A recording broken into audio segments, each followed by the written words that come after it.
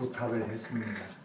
이제 나이도 있고 그러니까 설교는 무슨 설교냐고 헛소리 하지 않도록 나를 이제 놔달라고 그러는데, 그건 부활절 주일에 또 말씀을 전해달라고 해서 이렇게 했습니다.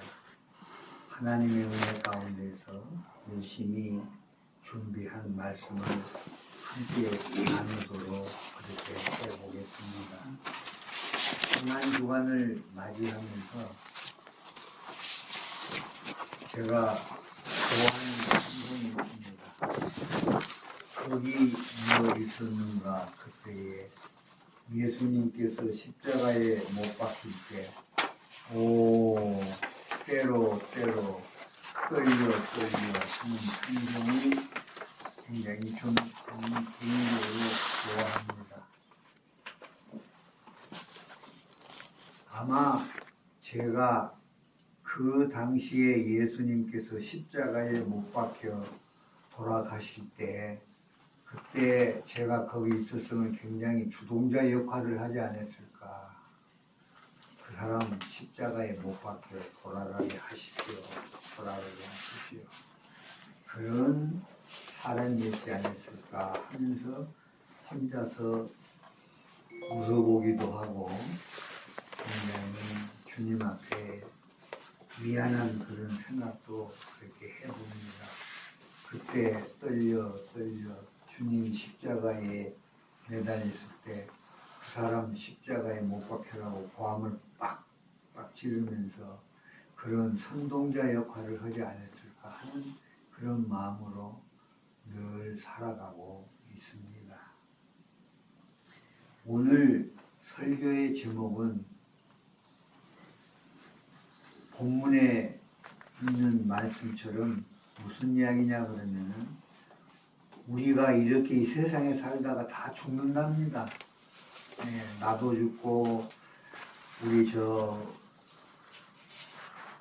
한국에서 오신 우리 사랑하는 자매님도 결국에는 죽는답니다. 그건 제 이야기가 아니고 성경이 인간은 죽게 되어 있답니다. 근데 기쁜 소식은 죽은 후에 우리가 다시 살아난대요. 얼마나 좋은 말씀입니까? 이건 다른 데에서 우리 어머니가 나를 살려줄 수 없어요. 근데 구약에 보면 말이죠, 욥기라는 책이 있습니다. 이 욥기는 예수님 오시기 전에 BC 2000년 전에 살았던 실제의 인물이라는 거예요. 그런데 이 BC 2000년경 족장 시대의 실제의 사건을 천년이 지나고 난 다음에 통일 왕국 시대에 이르렀을 때에 대화체 극시 문학으로 재구성이 되어 탄생된 적이 실제적인 이야기의 인물이라고 그렇게 성경은 학자들은 말씀하고 있습니다. 욥기 19장 25절에서 27절 말씀에는 욥이 이렇게 이야기를 합니다.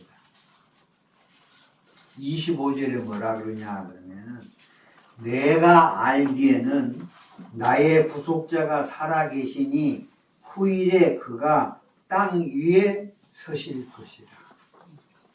26절 말씀, 나의 이 가죽 이것이 썩은 후에 내가 육체 밖에서 하나님을 보게 될 것이라. 27절에 내가 친히 그를 보리니 내 눈으로 그를 보기를 여인처럼 하지 않을 것이라. 내 마음이 초급하구나. 이 욥은 예수님을 보지도 못했고 그랬던 사람인데 하나님만이 진실을 밝혀주시라고 하는 믿음을 가진 사람이었어요. 하나님만의 진실을, 욥은 구속에 대한 확신과 심지어 부활에 대한 소망까지 보여주고 있는 욥의 신앙의 놀라운 전환이요 진보라고 할 수 있을 것입니다. 욥은 무려 4000년 전에 사람이었고 예수님을 보지 못했던 사람이었지만 욥의 이러한 신앙의 고백과 그가 가진 소망적 자세는 종종 우리들이 어려움에 처할 때 우리가 본받아야 할 신앙의 확신이며 마음가짐이라고 생각이 듭니다. 오늘은 예수 그리스도의 부활을 다시 생각하는 주일입니다. 실제 가장 설교가 어려울 때는 언제냐 그러면은 이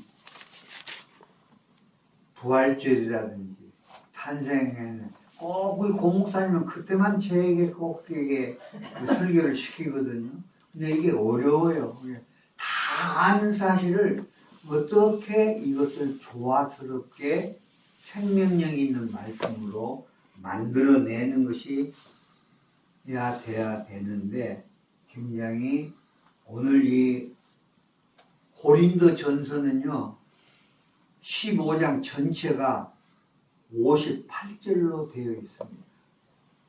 그러는데 이 말씀은요 성경에 어디에도 기록되지 못한 말씀들이 사도 바울 선생님께서 우리에게 부활에 관한 생명의 말씀을 주시는 게 아주 귀한 말씀입니다.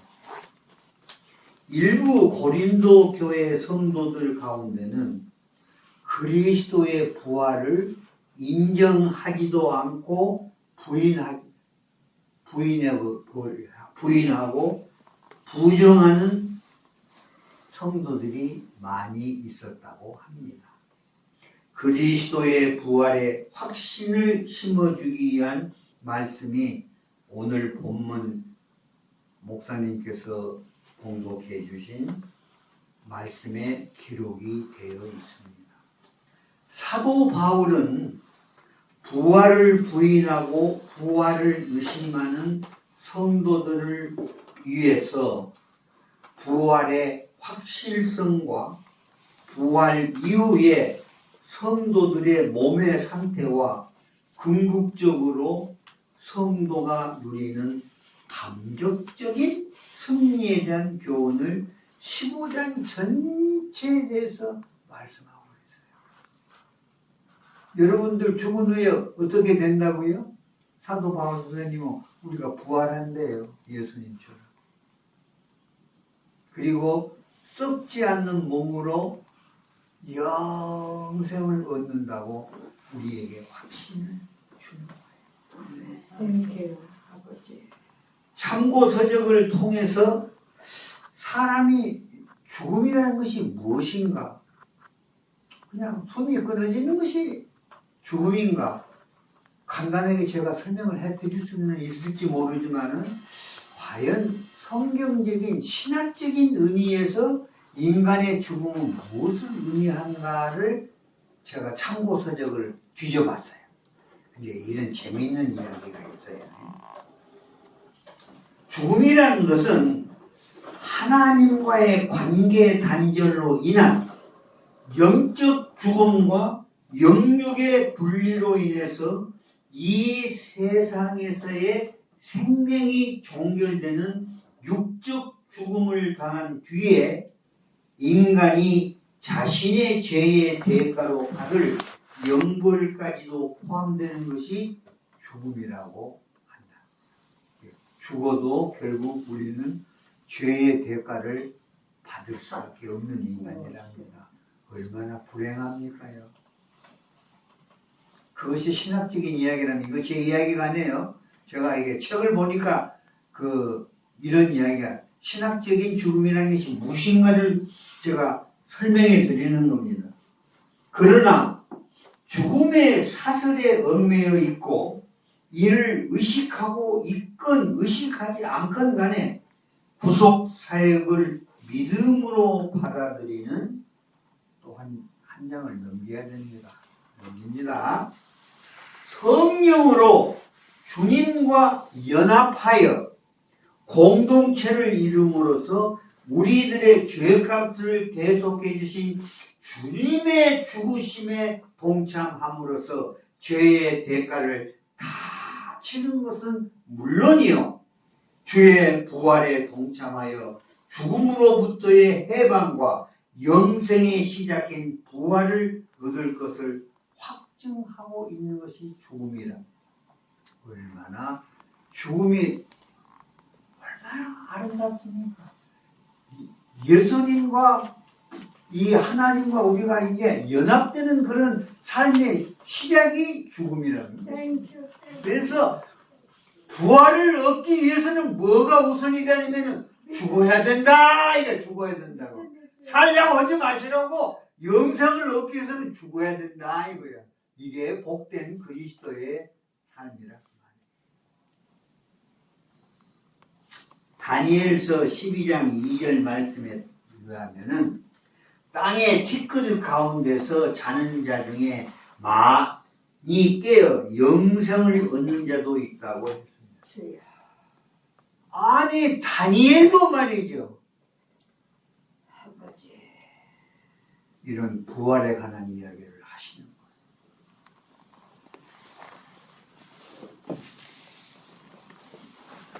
거예요. 믿음 안에서 진실하게 충성되이 살아가시는 여러분들께서는 생명과 영생의 부활을 얻을 수 있다고 오늘 사도 바울 선생님은 말씀하고 있다. 그 말씀. 그러니까 예수를 믿는 것이 안 죽어요. 우리가 죽긴 죽어. 제가 죽긴 죽는데 그런 일반 사람이 죄를 짓고 살아가는 그런 비참한 죽음이 아니라 예수님처럼 우리도 부활하는 새로운 생명을 얻는 영생의 길로 새롭게 탄생되는 것이 우리들의 죽음이라고, 또 죽음 없이는 부활이 있을 수 없다는 것을 오늘 성경은 말씀하고 있는 것입니다. 고린도전서 15장 1절로 11절 말씀에서는요, 죽은 자의 부활이 있을 것을 증명해 주기 위해서 그리스도의 역사적인 부활을 사도 바울 선생님께서 말씀하고 있어요. 집에 가서 읽어보세요. 재밌어요. 1장부터 굉장히 58절까지 읽으려면 상당한 시간이 걸리는데요. 우리가 왜 부활을 어떻게 부활을 하게 되는지를 자세하게 설명해 주고 있습니다. 오늘 우리 12절 말씀부터서 보면은 고린도 성도들은 부인하는 자들에게 그리스도의 부활의 확실성을 강조하고 있으며, 그럼에도 육체의 부활을 부인하는 자들에게 이것은 그리스도의 부활을 부인하는 것이라고 경고하고 있는 것입니다. 특히 사도 바울은 그리스도의 부활을 부인하는 것은 기독교 신앙 자체를 부인하는 것이라고 고린도전서 15장에서 말씀하고 있습니다. 그리스도의 부활은 성도의 부활의 근거가 됨을 강조하고 알려드리고 있는 것입니다.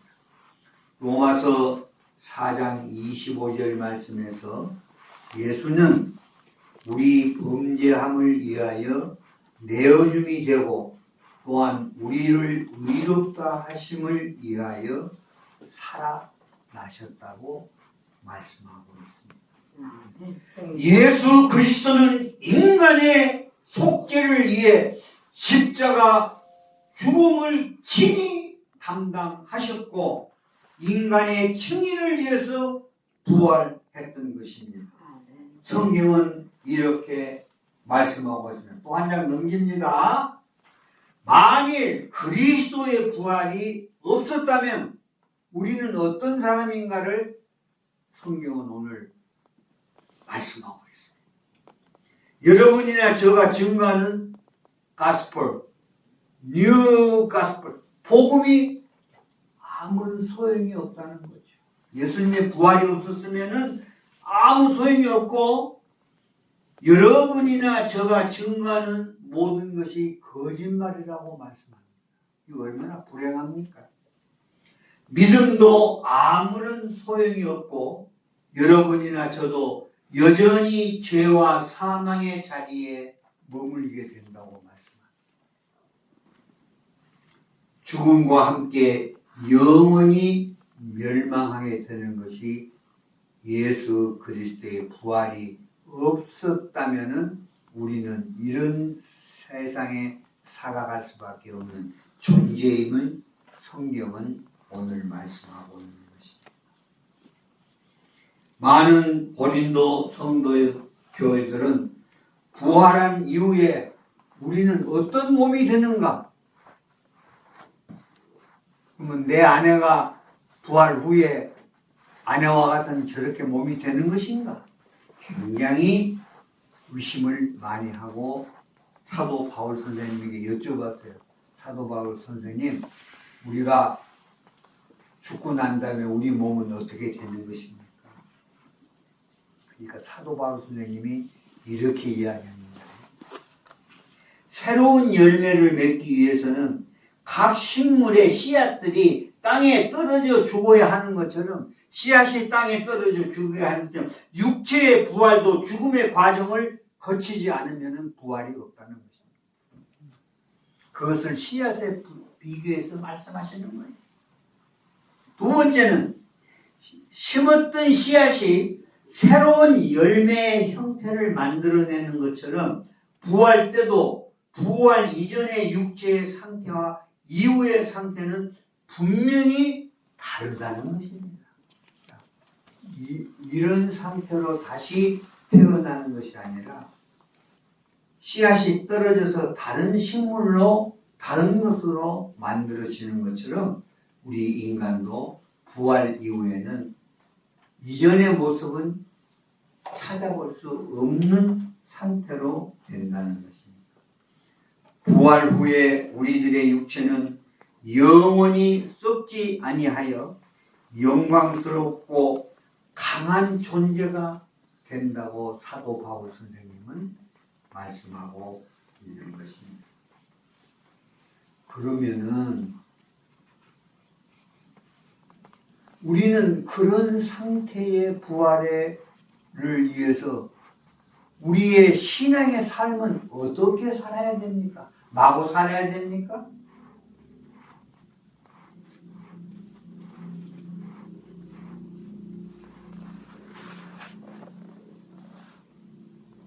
인간의 생사 화복까지도 주관하시는 하나님 앞에 겸손하십시오.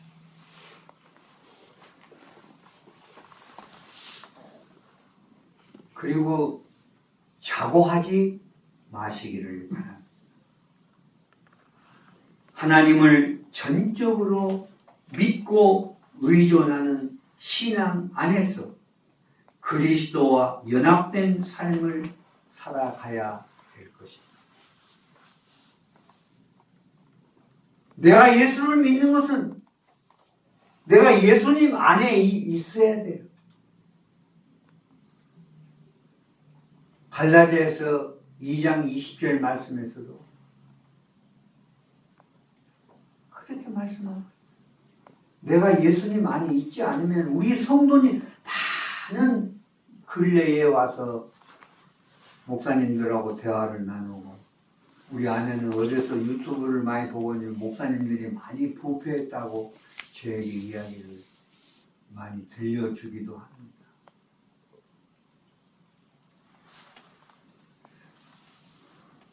내가 예수를 믿는 것은 예수님 안에 있어요. 따로 떨어져서 사는 거예요. 연합된 삶을 살지 않으면 안 된다. 그냥 연합되지 마시고 겸손하시고 거룩한 삶을 영위하셔야 된다는 것입니다. 우리는 현세의 이 땅에서 살고 있지만 종래에는 영광스러운 썩지 않는 몸으로 살아나게 될 때에 신령한 몸을 허락해 주신 하나님 중심의 삶 속에서 We are in Christ, not out of Christ. We should be in Christ, our heart, our faithful, everything.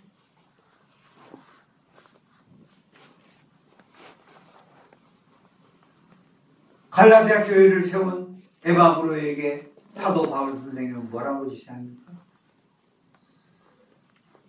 그 에바브로는 너희들을 정말로 사랑했던 종이었고 신실한 종이었다고 그랬어요. 여러분, 그런 말 듣고 싶지 않으세요? 에바브로는 기도할 때 어떻게 기도했다고요? 레슬링 했다고 그랬어요. 그저 앉아서 하나님 이렇게 몸을 비틀어 가면서 레슬링 할 때 어떠죠? 다리도 꼬이고 목도 꼬이고 이렇게 막 비틀비틀 하면서 그렇게 죽을 힘을 다해서 기도했다고 그랬어요. 누가 그래요? 사도 바울 선생님 에바브로를 보니까 기도할 때 그렇게 기도했다고 그랬어요. 근데 내 가만히 생각해 보니까 나 한 번도 그렇게 몸을 레슬링 할 정도로 기도해 본 적이 없는 것 같아요. 여기에 훌륭하신 목사님들 다 그 이상으로 기도하셨겠지. 근데 나는 그렇게 못했다고 말씀합니다. 우리 자매님도 이제 레슬링 하는 선수처럼 기도하시기 바랍니다.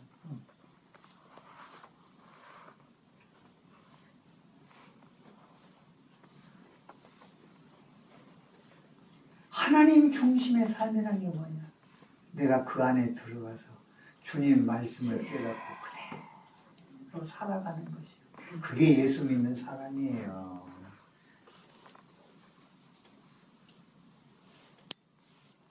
겸손하고 거룩한 삶을 살아갈 수 있도록 날마다 자신을 다시 찾아보시기 바랍니다. 한 번만 찾지 마시고 또 다시 자신을 찾아보시고 내가 어디에 있는지 내 자신을 돌아보실 수 있는 귀한 삶이 되셔서 과연 내가 예수님 안에서 연합되어 있는지를 확인하는 매일매일의 삶이 되실 수 있기를 바랍니다. 고린도전서 15장 전체는 부활에 관한 귀한 말씀입니다. 고린도전서 15장 12절 19절 오늘 본문 말씀은 우리들에게 주시는 깨달음의 교훈이 있습니다. 첫째는 그리스도의 부활은 우리 성도들에게 구원과 믿음의 근거가 되는 것이며 내가 무엇을 믿고 무엇을 위해 신앙생활하고 있는지 참된 믿음의 진리 안에 서 있는지 확신해 보는 말씀인 것입니다.